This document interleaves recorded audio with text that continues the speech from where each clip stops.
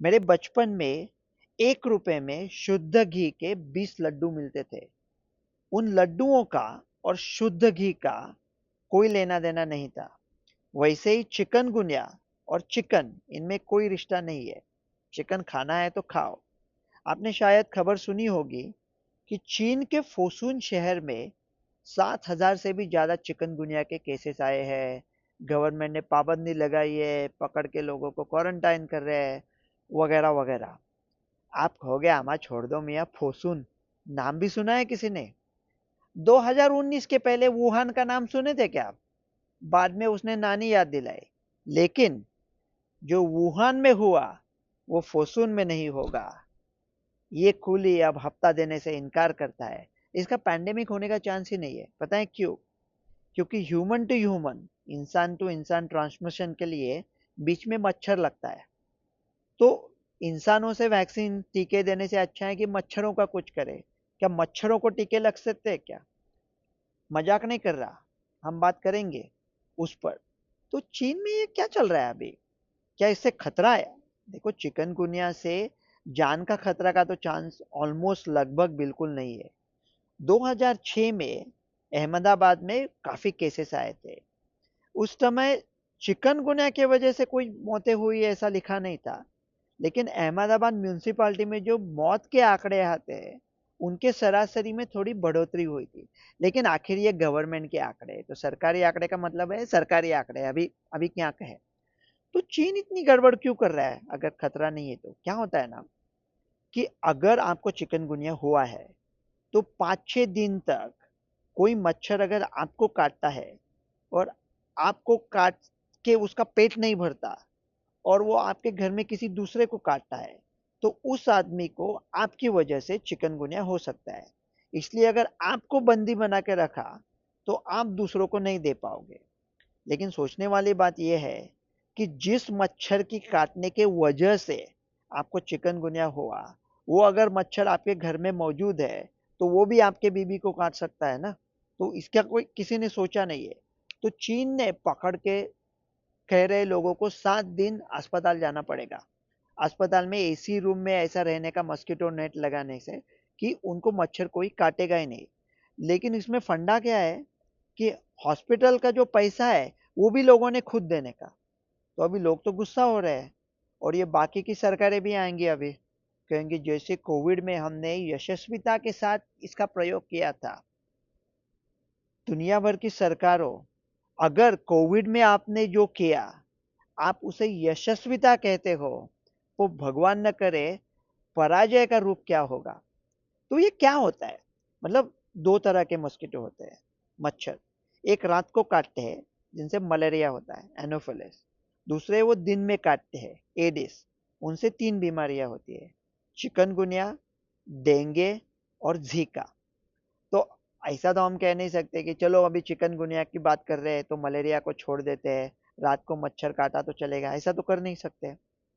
तो ये जो तीनों है वो एक दूसरे के एकदम बराबर सिमिलर है, लेकिन काफी डिफरेंसेस भी है। जीका अगर होता है ना तो शायद आपको होगा पता भी नहीं चलेगा।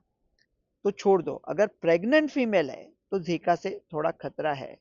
डेंगू डेंजरस हो सकता है क्योंकि उसमें ब्लीडिंग होती है। तो इम्पोर्टेंट है मालूम करना कि चिकनगुनिया है या डेंगू। क्योंकि डेंगू में मसल्स दुखते हैं, चिकनगुनिया में जोड़े दुखते हैं। चिकनगुनिया में आप मोटरिन खा सकते हो, लेकिन डेंगू में मोटरिन से ब्लीडिंग और बढ़ सकता है। तो अगर ये मच्छर तीनों आपको दे सकता है, तो एक फीवर पैनल होता है इंडिया में जिसमें मलेरिया चेक करते हैं, डेंगू एंटीजन भी चेक करते हैं। लेकिन टिपिकली आरटीपीसीआर चिकनगुनिया का नहीं करते क्योंकि उसका खर्चा हजारों में होता है और इसका कोई ट्रीटमेंट नहीं है। तो फिर टेस्टिंग करके क्या करेंगे, तो उसका कोई भी ट्रीटमेंट नहीं है। इस चिकनगुनिया वायरस का कोई ट्रीटमेंट नहीं है। इसकी वैक्सीन है लेकिन वो चलेगी नहीं, कि दो वैक्सीन है। एक है लाइव वायरस, तो वो सीरम इंस्टीट्यूट अभी इंडिया में ला रहा है। लेकिन अभी यूरोप में, अफ्रीका में 60 के साल ऊपर के जो लोग हैं उन पर पाबंदी लगाई है वैक्सीन लगाने में, क्योंकि उनके साइड इफेक्ट्स आ रहे हैं। इस माहौल में तो वैक्सीन का कुछ चलने का कोई गुंजाइश नहीं है, कोई जरूरत भी नहीं है। सिर्फ अल्ट्रा हाई रिस्क लोगों को भी जरूरत नहीं है। एक अमेरिका का प्रोटीन सब यूनिट वैक्सीन है, वो भी इंडिया में नहीं चलेगा, तो छोड़ दो। फिर क्या होता है चिकनगुनिया में? आपको मच्छर काटता है, बाद में आपको बुखार आता है और फिर जोड़ों में दर्द होता है। लेकिन ऐसा जरूरी नहीं है कि बुखार आए। एक बांग्लादेश में सीरीज था काफी सारे पेशेंट्स का, वो कहते हैं कि बुजुर्गों में बुखार ही नहीं आया था, सीधा जोड़ों में दर्द हुआ। तो अगर बुखार के बगैर जोड़ों में दर्द होता है तो फिर सोचना पड़ेगा कि क्या रूमेटॉइड आर्थराइटिस है, रिएक्टिव आर्थराइटिस है, लूपस है, क्या हो रहा है। लेकिन आप उस वो एरिया में रहते हो, बाकी के केसेस है चिकनगुनिया के, तो समझ के चलना चाहिए कि वो दोनों हाथ में होता है, दोनों पैरों में होता है, ज्यादातर उंगलियों में होता है। और चिकनगुनिया कुछ कुछ होता है जैसा होता है। हम एक बार जीते हैं, एक बार मरते हैं, प्यार सिर्फ एक बार होता है, चिकनगुनिया भी एक ही बार होता है, बार बार नहीं होता। लेकिन मेरी समझ में नहीं आता है, मेरी एक मौसी है 75 साल की, उसको अभी चिकन, अब उसको कैसे हुआ? 75 साल इंडिया में रही और फिर उसको अभी तक नहीं हुआ था। तो आपको पहले शायद बुखार आएगा, उसके बाद में आपकी आंखें भी लाल हो सकती है। डेंगू में आंखें लाल नहीं होती, जीका में। लेकिन जीका तो अभी छोड़ ही दो, तो सिर्फ चिकनगुनिया और डेंगू में देखना है। तो डेंगू में थोड़ा ब्लीडिंग होता है, गम्स में, स्किन में, ऐसा थोड़ा प्लेटलेट्स कम होते हैं। चिकनगुनिया में जोड़ों में दर्द चालू होता है, फिर बुखार 3-4 दिन में चला जाता है, और जोड़ों का दर्द काफी लोगों में आप 1-2 हफ्ते में चला जाता है। मैं मेरे मौसी की बात कर रहा था ना, उसका अभी चलो चालू है। और मौसी से याद आया, आप क्या कर सकते हैं चिकनगुनिया से? चिकनगुनिया अगर हो गया तो उसका कोई ट्रीटमेंट नहीं है, सब सिम्टोमेटिक है। एक चीज आप जरूर कर सकते हैं, भगवान के लिए दोस्तों को मत बताएं, व्हाट्सएप ग्रुप पे मत डालें। हर एक दोस्त की एक मौसी होगी, और वो कहेंगे अरे मेरे मौसी को हो गया था चिकनगुनिया, 7 साल पहले हुआ था, 8 साल पहले हुआ था, 75 साल पहले हुआ था, आजादी के पहले हुआ था, और लेकिन उसके जोड़ों में अभी भी दर्द है, ऐसे रेंगते रेंगते चलती है रास्ते पे। तो कुछ लोगों में, बहुत कम लोगों में ऐसा हो सकता है, लेकिन होने की संभावना बहुत कम है। ज्यादातर लोग एक हफ्ते में ठीक हो जाएंगे। तो अगर आपको कंफर्म मालूम है तो डेंगू नहीं है, तो फिर आप मोटरिन खा सकते हो, नेप्रोक्सेन डाइक्लोफेनेक खा सकते हो। और मेरी एक तरकीब है कि अगर जोड़ों में दर्द है भी, तो अगर आप थोड़ा एक्सरसाइज करते रहो, कुछ मसाज करो, मॉलिश करो, तो जितना जल्दी हो सके उतना ठीक हो जाएगा। तो इसका कोई, मैंने कहा वैक्सीन तो चलने वाला नहीं है, ट्रीटमेंट तो कुछ है नहीं, आर्थराइटिस शायद काफी देर तक चलेगा, तो हम बचे कैसे? ऐसा करें कि चिकनगुनिया हो ही ना, उसके लिए मच्छरों का बंदोबस्त करना पड़ेगा। तो क्या ऐसा कर सकते हैं कि दुनिया के पूरे मच्छर निकाल दे? पता नहीं ना कि ऐसा नैसर्गिक संतुलन बिगाड़ना चाहिए या नहीं, कि मच्छर क्या अच्छा काम करते हैं पता नहीं, लेकिन अगर पूरे मच्छर निकाल दिए, जैसे चीन ने सब रास्ते के कुत्ते निकाल दिए, अब उधर बिल्लियों का राज है, तो ऐसे पूरे मच्छर निकाल दिए तो क्या होगा? मतलब आपने सब गब्बर निकाल दिए, तो गब्बर कोई नहीं है रामगढ़ एरिया में, तो सन्नाटा चाचा आपसे हफ्ता लेने लगेंगे।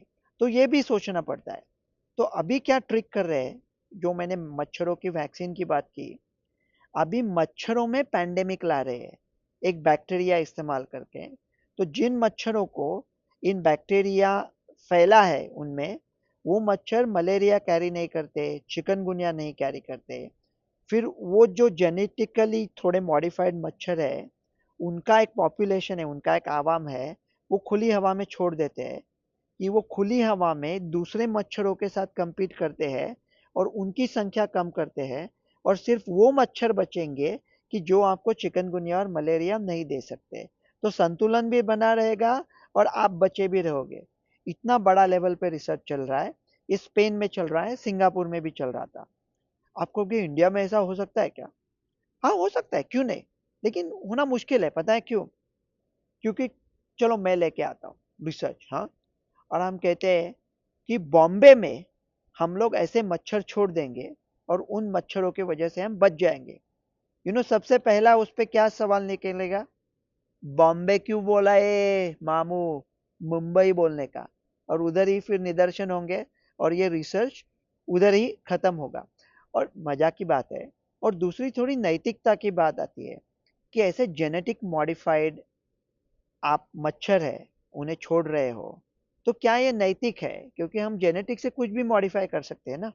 जो ऊंट होता है ना, ऊंट रेगिस्तान में चलते हैं, हम उन्हें जेनेटिकली मॉडिफाई कर सकते हैं कि वो गाना गाए।